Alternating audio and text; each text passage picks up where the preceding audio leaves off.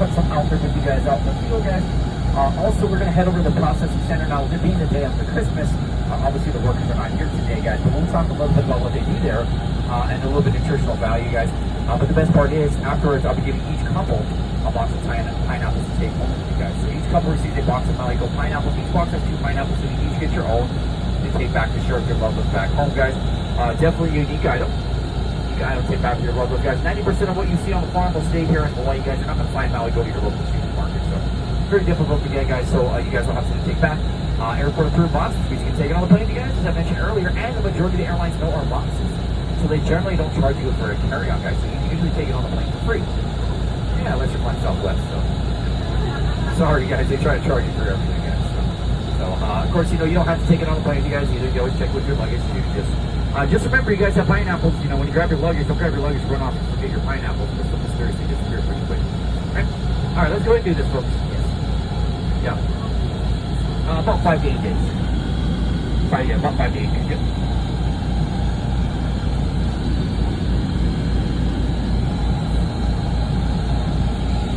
So we're taking a Maligo pineapple tour in Maui, somewhere on the East Island. All right.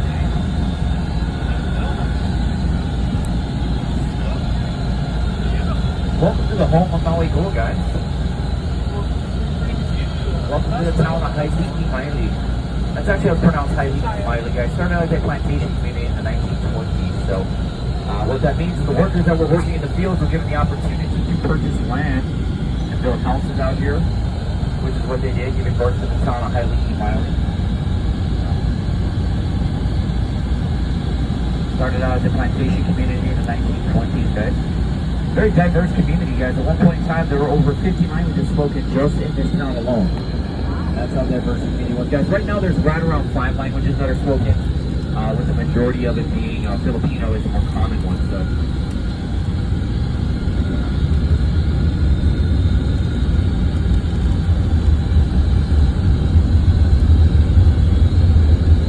we're gonna head over to the processing center first, guys.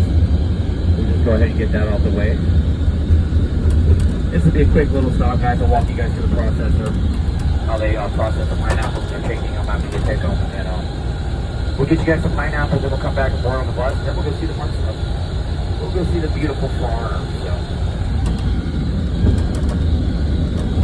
So guys, when I harvested pineapples, they fill these wooden crates up full of pineapples. Each one of these crates will weigh about 5,000 pounds when they're full of pineapples, guys. I've seen them harvest as much as 120,000 pounds in one day, guys. Or as little as 10,000 pounds.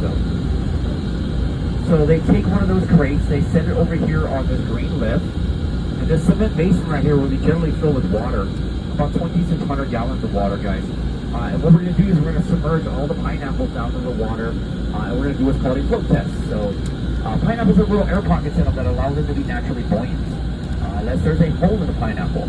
If there is a hole in the pineapple, guys, then those air pockets will fill with water, causing the bad ones to sink and the good ones to float. That's why they call it a float test, guys. So